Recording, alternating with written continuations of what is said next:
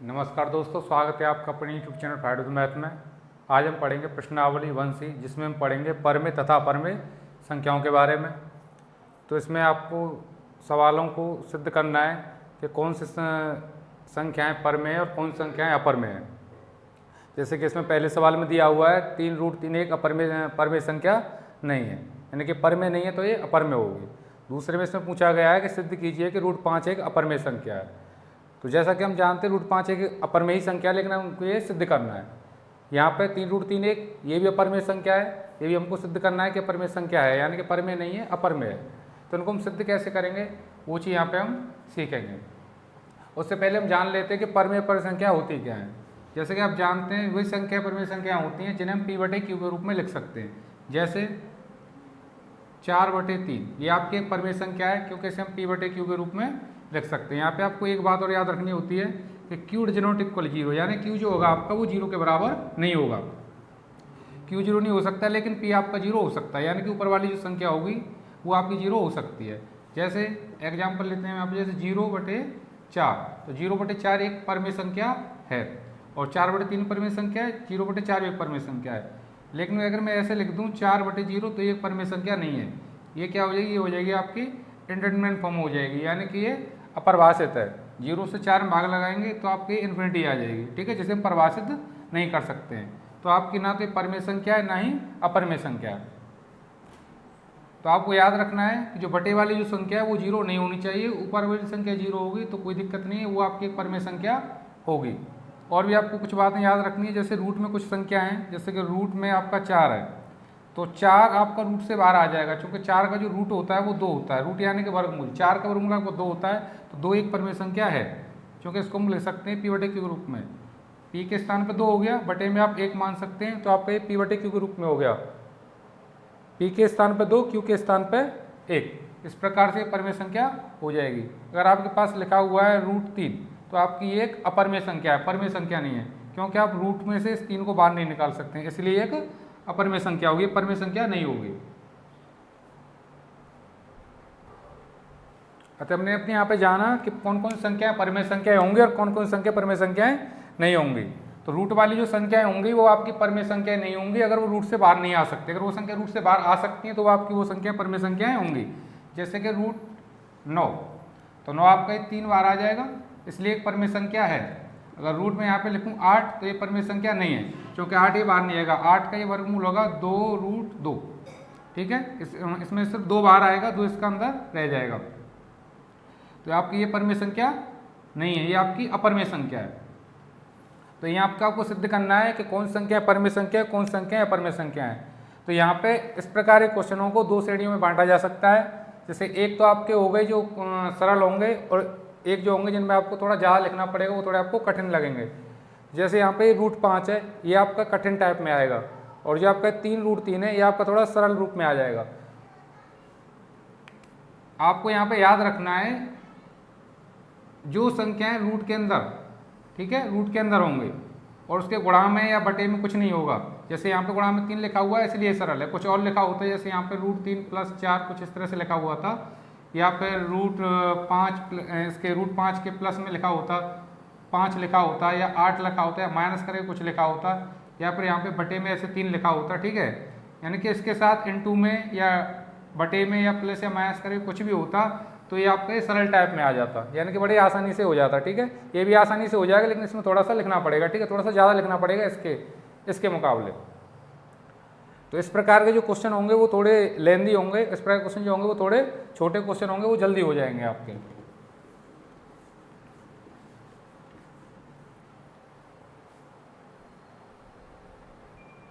तो सबसे पहले हम देखेंगे पहले क्वेश्चन को, फर्स्ट क्वेश्चन को, जिसमें आपसे पूछा गया है 3√3 एक परमेय संख्या नहीं है, यानी कि परमेय नहीं है तो आपकी अपरमेय संख्या होगी। क्योंकि संख्या 2 प्रकार की होती है, या तो परमेय होगी या अपरमेय होगी। तो हमको यहाँ पे इसे सिद्ध करना है कि ये परमेय नहीं है। परमेय नहीं है मतलब ये अपरमेय संख्या, हमको ये सिद्ध करना है यहाँ पर। तो सबसे पहले हम क्या करेंगे, इसको हम उल्टा मान के चलेंगे, यानी कि परमेय संख्या नहीं है, यानी कि अपरमेय संख्या है, तो हम इसे परमेय मान के चलेंगे, ठीक है। परमेय नहीं है सिद्ध करना है ना, इसलिए मैं आपको परमेय मान के चलेंगे। तो मान लेते, माना 3√3 एक परमेय संख्या है, परमेय संख्या है। हम अपोजिट मान के चलेंगे और अंत में जाके इसे विरोधाभास दिखा के हम बोल देंगे कि ये संख्या परमेय संख्या नहीं है। ठीक है, फिलहाल हम इसका उल्टा मान के चल रहे हैं। तो 3√3 एक परमेय संख्या है। अब इसको ये परमेय संख्या है तो इसे हम लिख सकते हैं P/Q के रूप में या फिर A/B के रूप में। ठीक है, जैसे आप चाहें वैसे लिख सकते हैं। इसलिए 3√3 बराबर P/Q, क्योंकि मैंने इसे परमेय संख्या मान लिया है इसलिए P/Q के रूप में होगी। और यहाँ पे हम लिखेंगे जहाँ P तथा Q सहभाज्य संख्या हैं, सहभाज्य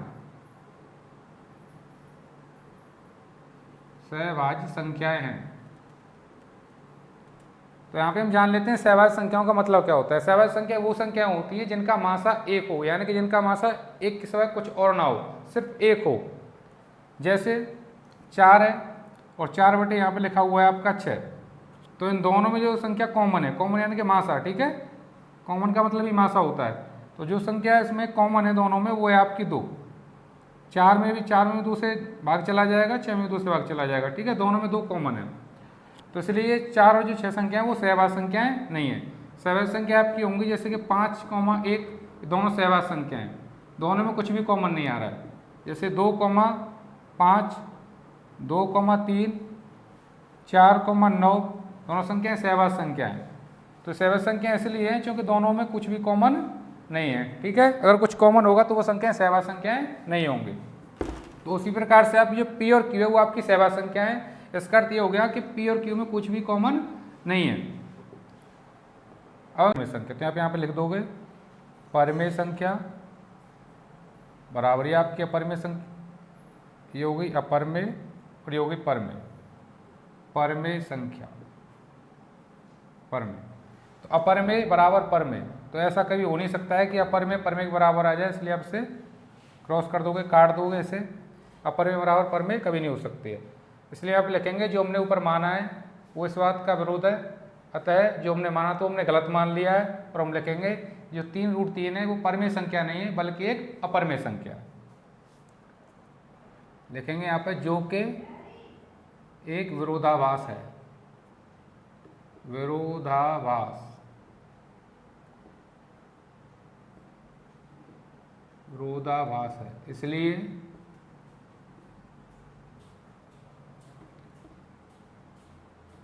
हमारी मान्यता गलत है। अतः ऐसा आपको लिखना है, अतः 3√3 एक अपरमेय संख्या है। यही आपका आंसर। क्वेश्चन नंबर दूसरा, माना √5 एक परमेय संख्या है। यहाँ पे हम इसका अपोजिट मान लेंगे। इसने हम अपरमेय पूछा है कि अपरमेय संख्या है, ये आपको सिद्ध करना है, तो हम इसका उल्टा मान के चलेंगे कि एक अपरमेय नहीं एक परमेय संख्या है। ठीक है, लास्ट में जाके इसका विरोध होगा, यानी कि एक परमेय संख्या नहीं है या परमेय संख्या, इसलिए इसका विरोध होगा। तो हम बोलेंगे जो हमारी मान्यता है वो हमारी गलत है। अतः एक जो संख्या √5 संख्या है वो आपकी परमेय नहीं है, अपरमेय संख्या है। तो हमने यहाँ पर √5 को मान लिया है P/Q के रूप में, क्योंकि एक परमेय संख्या है तो ये P/Q के रूप P/Q के बराबर होगी, जहाँ P तथा Q सहभाज्य संख्या हैं। सहभाज्य संख्याओं का मतलब ये हो गया कि P और Q में कुछ भी कॉमन नहीं है। ठीक है, कुछ भी समान नहीं है दोनों में। इसके बाद दोनों का वर्ग कर देंगे, दोनों तरफ वर्ग करने पर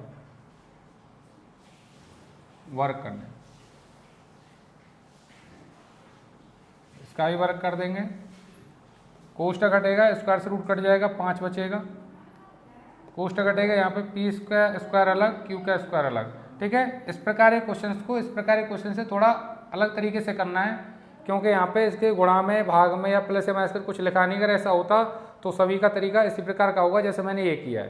ठीक है, और गुणा भाग में कुछ नहीं है, सिर्फ एक सिंगल संख्या दे रखी है रूट में, तो उन सभी क्वेश्चंस का जो तरीका होगा सोल्व करने का वो इस टाइप का होगा जिसको मैं ये करा रहा हूँ। ठीक है, ये आपको याद रखना है। तो Q² यहाँ से भाग में से गुणा में आ जाएगा, तो ये हो जाएगा 5Q² बराबर P²। P² को आप पहले लिख दोगे तो ये हो जाएगा P² बराबर 5Q²। जैसे कि आप देख सकते हैं पी स्क्वायर का जो मान है वो आपका आ गया 5q²। इसका अर्थ ये होता है कि पी स्क्वायर के मान में यानी कि इसमें 5 का भाग चला जाएगा। जैसे आप 5 का भाग देंगे तो 5 से 5 कट जाएगा तो क्यू स्क्वायर बार इसमें भाग जाएगा। इसका अर्थ ये हो गया कि पी स्क्वायर डिविजिबल है यानी कि विभाजित है 5 से, ठीक है। और जब पी जो होगा ये पी स्क्वायर भागित है 5 से, तो जो पी होगा तो पी भी 5 से विभाजित होगा। लिखेंगे यहाँ पर, यहाँ पी स्क्वायर 5 से विभाजित है, इसलिए P भी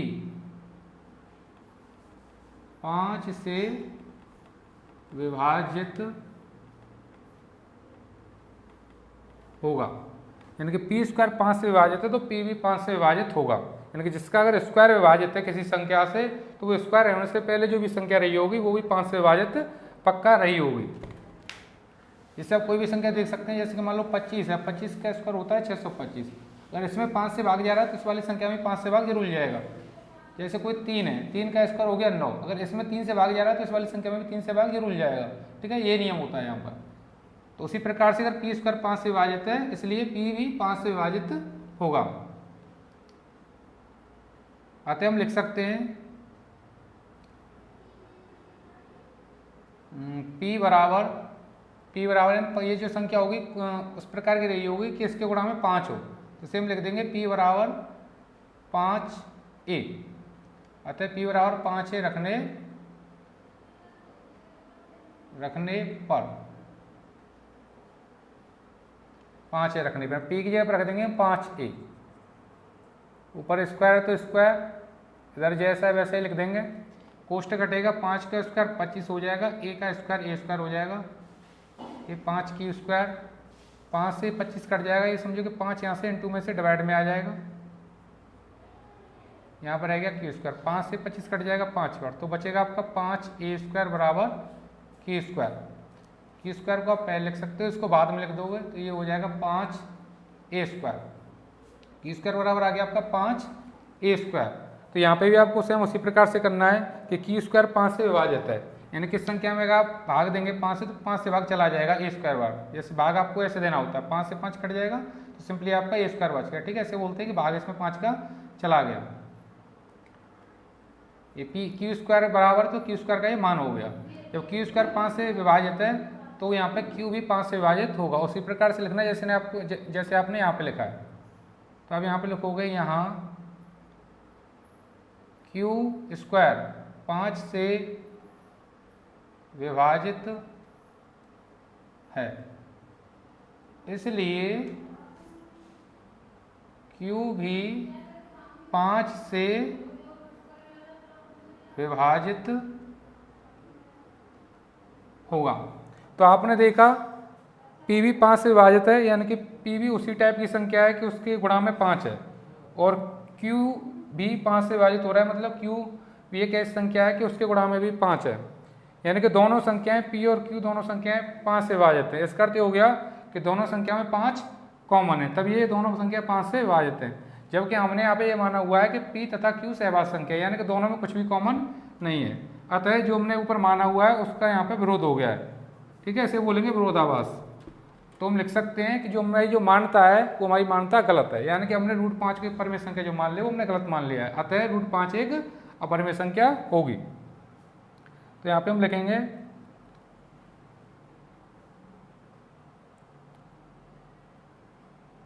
वहाँ से विभाजित p तथा q दोनों संख्याएं 5 से विभाजित हैं, जो कि एक विरोधाभास है।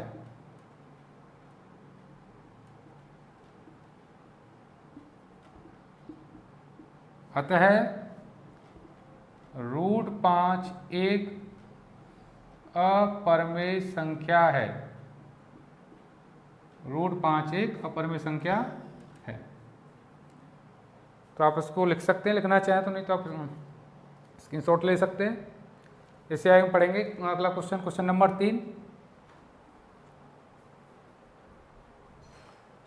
तो क्वेश्चन नंबर 3 है आपका 3 + 2√5। ये भी आपको दिखाना है कि एक अपरिमेय संख्या है। तो यहाँ पे भी पहले जैसा ही करेंगे जैसे हमने पहले क्वेश्चन में किया है। मैंने आपको बताया था अगर इसके कोई रूट में कोई संख्या लिखी हुई है, उसके इन टू में, प्लस में, माइनस में या अपॉन में कुछ लिखा हुआ है, तो वो सवाल काफ़ी सिंपल हो जाएगा। यानी कि आपको पहले वाले तरीके से करना है जैसे मैंने पहला क्वेश्चन किया है। तो सबसे पहले आप यहाँ पे इसको उल्टा मान लेंगे, यानी कि आपको यहाँ पे अपरिमेय संख्या सिद्ध करनी, तो आप इसको मान लोगे परिमेय संख्या। तो मान लेंगे, माना 3 + 2√5 एक परिमेय संख्या है। हमने यहाँ पे उल्टा मान लिया, अपोजिट मान लिया, परिमेय संख्या है, परिमेय संख्या। इसलिए ये परिमेय संख्या है, इसलिए क्या होगा, ये परिमेय संख्या है तो इसको हम लिख सकते हैं P/Q के रूप में। 3 + 2√5 = P/Q। ठीक है, परिमेय संख्या जो होगी उसे हम P/Q के रूप में लिख सकते हैं, जहां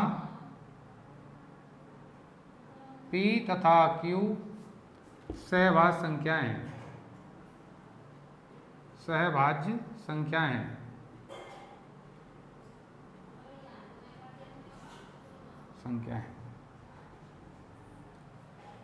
तो यहाँ पे आपको वर्क करने की जरूरत नहीं है, सिर्फ सिंपली आपको क्या करना है, जो रूट वाली जो संख्या है उसको आप एक तरफ रहने दोगे, बाकी सबको दूसरी तरफ ले जाओगे और आप बोल दोगे कि ये अपरिमेय संख्या है रूट वाली, और जो दूसरी तरफ जो संख्या होंगी वो आपकी परिमेय संख्या है। तो ऐसा हो नहीं सकता है कि अपरिमेय संख्या परिमेय संख्या बराबर हो जाए। अतः जो हमने माना हुआ है वो हमने गलत माना हुआ है। और तो 3√25 यानी कि जो भी हमें दे रखा है वो आपकी एक परिमेय संख्या नहीं, अपरिमेय संख्या है। सबसे पहले 3 जाएगा इधर से इधर, तो ये हो जाएगा 2√5 = P/Q। 3 इधर से इधर जाएगा, -3 हो जाएगा। यहाँ से 2 जाएगा, 2 यहाँ से जाएगा डिवाइडमेंट 2 में से। तो डिवाइडमेंट किस किस के जाएगा, 3 है यहाँ पे, पहले से 3 गया है। 3 के अपॉन में कुछ नहीं है, फिर लिख देता हूँ उसे इक्वल P/Q -3। तब यहाँ से जब 2 जाएगा तो 2 जाएगा बटे में, 2 जाएगा 3 के बटे में, और यहाँ पे 3 के बटे में कुछ नहीं तो 1 मान लेंगे। ठीक है, और भी चीज़ें साथ में अगर यहाँ पे इन2 में प्लस या माइनस करके कुछ होती तो सबके डिवाइड में जाता है। ठीक है, सबके ये यहाँ पे भाग में जाएगा। तो यहाँ पे जो 2 जाएगा वो Q के भाग में यहाँ पे जाएगा, Q के साथ और 1 के साथ, यानी कि दोनों के भाग में जाएगा। तो 2 यहाँ से जाएगा यहाँ Q के साथ, और यहाँ बटे में 1 के साथ जाएगा, तो ये हो जाएगा 2। तो √5 ये आपकी एक अपरिमेय संख्या है,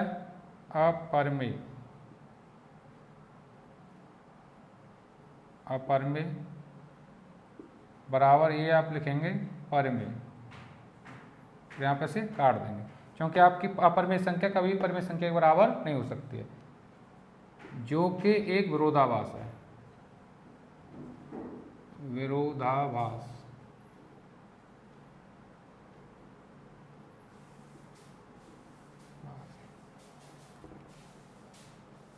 अतः हम जो हमारी मान्यता है वो गलत है, और 3√25 एक अपरिमेय संख्या है। 3 + के 2√5 एक अपरिमेय संख्या है। इसी प्रकार से आपको बाकी क्वेश्चंस को भी करना है। जैसे कि आप क्वेश्चन नंबर 5 को यहाँ पे देख सकते हैं, जिसमें पूछा गया है कि 2 + के √2 एक परिमेय संख्या है। तो इस क्वेश्चन को आप क्वेश्चन नंबर 3 की तरह करना है, जैसे क्वेश्चन नंबर 3 किया है। यहाँ पे आप कहेंगे क्वेश्चन नंबर 4 का छोड़ दीजिए, क्वेश्चन नंबर 4 में आपसे पूछा गया है कि √7 आपकी एक अपरिमेय संख्या, ये आपको सिद्ध करना है। तो ये वाला क्वेश्चन आपको सेम वैसे ही करना है जैसे कि आपने √5 वाला किया है।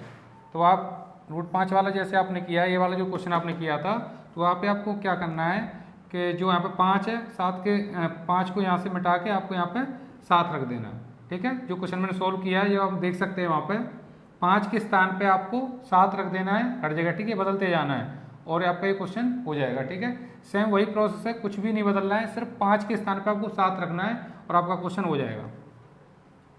तो यहाँ पे इस क्वेश्चन को देखते हैं। 2 प्लस के रूट 2 एक परमेय संख्या है।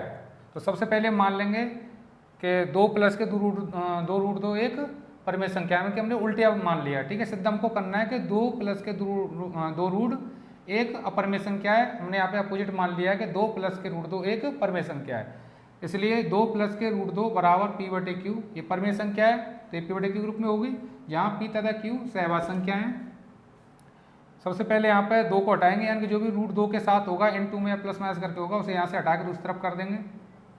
तो ये प्लस का 2 इधर से इधर चला जाएगा, तो ये हो जाएगा माइनस के 2। तो यहाँ पे अब सिर्फ 2 रह गया है, 2 के इन टू में या बटे में कुछ भी नहीं है कहीं पे भी, तो हम लिखेंगे एक परमेय संख्या अपरमेय संख्या, एक अपरमेय संख्या है, ये आपकी यहाँ पे परमेय संख्या है, परमेय संख्या। अपरमेय संख्या डज नॉट इक्वल परमेय संख्या, यानी कि अपरमेय संख्या कभी भी परमेय संख्या के बराबर नहीं हो सकती है, बराबर नहीं है। यहाँ पर डज नॉट बोल सकते हैं इसे, डज नॉट इक्वल अपरमेय संख्या, डज नॉट इक्वल परमेय संख्या, दोनों बराबर नहीं है। लेकिन हमने यहाँ पे ऊपर जो माना था कि एक परमेय संख्या है, जो कि हमने गलत मान लिया है, इस बात का यहाँ विरोध हो रहा है। तो यहाँ पे हम लिखेंगे जो कि एक विरोधाभास है, जो कि एक विरोधाभास है, विरोधाभास। अतः 2 प्लस के रूट 2 एक अपरमेय संख्या है, अपरमेय संख्या है।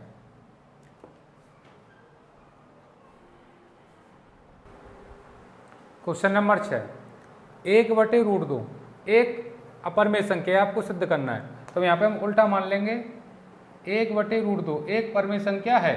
ठीक है, हमने यहाँ पे उल्टा मान लिया है, ये परमेय संख्या है, इसलिए 1 बटे रूट 2 बराबर होगा पी बटे क्यू के। अगर परमेय संख्या है तो ये 1 बटे रूट 2 आपकी पी बटे क्यू के बराबर होगी, जहाँ पी तथा क्यू सहवास संख्या है। तो आपको यहाँ पे क्या करना है, तो यहाँ पे आपको करना है कि आपको यहाँ पे ये पलट देने, या फिर आप रूट 2 से ऊपर नीचे यहाँ पे मल्टीप्लाई कर दोगे। तो आप यहाँ पे लिखोगे ऐसे, पहले आप इसको लिख लेंगे एक बार, 1 बटे रूट 2 है तो ऊपर नीचे रूट 2 से गुणा कर देंगे, रूट 2 से गुणा ऊपर और रूट 2 से गुणा यहाँ। हम जानते हैं अगर रूट ए गुणा रूट ए हम करेंगे, दोनों की गुणा करेंगे तो रूट से रूट कट जाता है, आपका बचेगा यहाँ पे ए। वो कैसे बचता है वो जान लेते हैं। रूट का मतलब होता है पावर हाफ, आधी पावर, इसका भी मतलब है आधी पावर। जब गुणा में दोनों एक जैसे हो, आधार एक जैसे हो, तो घातें जुड़ जाती हैं, तो ए लिख लेंगे, दोनों घातों को जोड़ देंगे। 1 बटे 2 का मतलब है आधा, तो आधा और आधा हो गया एक पावर, तो एक पावर को लिखो या मत लिखो। इस प्रकार से रूट ए की गुणा अगर रूट ए से करेंगे तो आपको ए मिलेगा। वैसे ही यहाँ पर रूट 2 की गुणा करेंगे 1 से तो रूट 2 की गुणा 2 से करेंगे तो 2। ये बात आपको तभी याद रखनी है जब रूट के अंदर एक जैसी संख्या हो, अलग अलग संख्या होंगी तो दोनों संख्याओं की गुणा हो जाएगी, बराबर पी बटे क्यू। 2 यहाँ पे से भाग में से गुणा में चला जाएगा, तो ये हो जाएगा रूट 2 बराबर 2p बटे क्यू।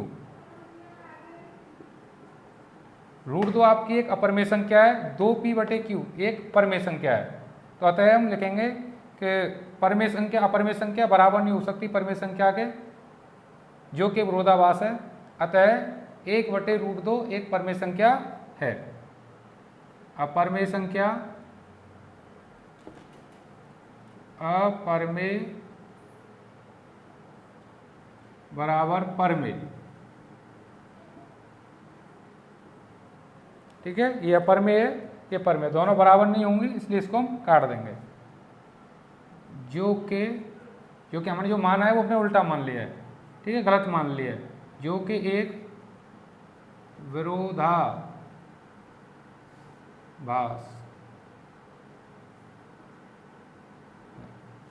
अतः 1 बटे रूट 2 एक अपरमेय संख्या है।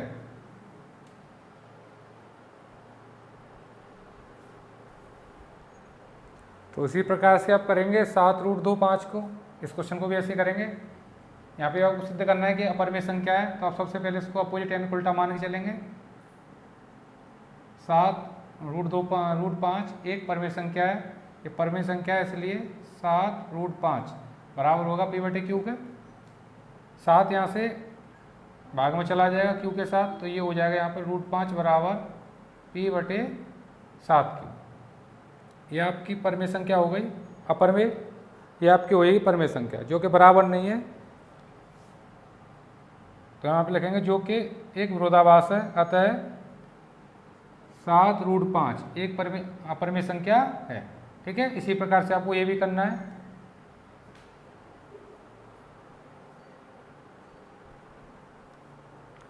क्वेश्चन नंबर 3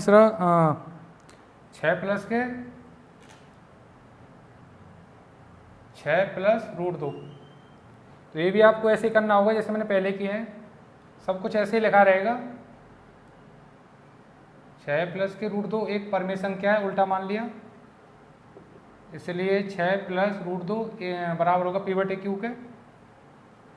यहाँ पे 6 इधर से इधर चला जाएगा तो यहाँ रह जाएगा √2 पी बटे क्यू माइनस के 6। ठीक है, बाकी सब चीज़ें आपको ऐसी लिखी मिलेंगी। ये एक आपकी अपरमेय संख्या हो गई, एक परमेय संख्या है। अपरमेय संख्या परमेय संख्या बराबर नहीं हो सकती जो कि विरोधाभास है, अतः 6 प्लस के √2 एक अपरमेय संख्या है। ठीक है, ये आपको लिख देना है और ये सिद्ध हो गया। इसी प्रकार से क्वेश्चन नंबर करना है आपको 7 √3 माइनस के 1, वहाँ पे भी आपको ऐसे लिखना होगा √3 माइनस 1। ठीक है, कुछ नहीं, थोड़ा थोड़ा सा ही अंतर है सभी में, √3 माइनस 1। तो ये माइनस के 1 जब इधर से इधर जाएगा तो ये प्लस का हो जाएगा पी बटे क्यू प्लस 1। तो आपकी एक अपरमेय संख्या है, ये परमेय संख्या है। अपरमेय संख्या परमेय संख्या के बराबर नहीं हो सकती है जो कि विरोधाभास है। ठीक है, जो कि विरोधाभास है, अतः √3 माइनस के एक अपरमेय संख्या है। ठीक है, ये भी इस प्रकार से हो जाएगा। क्वेश्चन नंबर 8, ये थोड़ा सा अलग है, ज़्यादा अलग ये भी नहीं है। क्वेश्चन नंबर 8 में आपको दिया हुआ है √5 माइनस के √3, √5 माइनस के √3 एक अपरमेय संख्या है। आपको सिद्ध करना है कि √5 माइनस के √3, √5 माइनस के √3 एक अपरमेय संख्या, एक अपरमेय संख्या। तो आप यहाँ पर उल्टा मान लेंगे, √5 माइनस के √3 एक परमेय संख्या है, इसलिए √5 माइनस के √3 बराबर होगा पी बटे क्यू के। और यहाँ पे आपको दोनों तरफ वर्क करना है, चूँकि दोनों ही रूट है, आप इधर इसको इधर ले जाएंगे तो इससे कोई फर्क पड़ने वाला नहीं है, इसलिए आप यहाँ पे पहले ही स्क्वायर कर लेंगे दोनों तरफ। √5 माइनस के √3 बराबर, यहाँ पे संयुग में ले लेंगे आप, संयुग में आपको लेना होगा इस प्रकार से √5 माइनस के √3 बराबर पी बटे क्यू। थोड़ा सा स्पेस दे के लिख लेते हैं। तो यहाँ पे अंश का परमीकरण करना है, √5 माइनस के √3 है, उसकी गुणा होगी ऐसे √5 प्लस के √3। ठीक है, जो यहाँ पे चिन्ह होगा वो आपको बदल के नहीं ऊपर नीचे गुणा करनी है। ये माइनस है तो प्लस लिखना है, और प्लस होता तो माइनस लिखते। तो √5 प्लस के √3 बटे √5 प्लस के √3। ऐसा करने तो उल्टा हो जाएगा ये, ऐसा नहीं करना है, वर्ग ही कर दो आप यहाँ पर दोनों। ये हो जाएगा √5 माइनस के √3। तो यहाँ पे लिखोगे आप दोनों तरफ वर्ग करने पर, दोनों तरफ वर्ग करने पर, दोनों तरफ वर्ग करेंगे तो इस पर भी 2 घात लिख देंगे और इस पर भी 2 घात लिख देंगे। वर्ग का मतलब होता है 2 घात चढ़ाना। ठीक है, 2 घात लिखनी दोनों तरफ।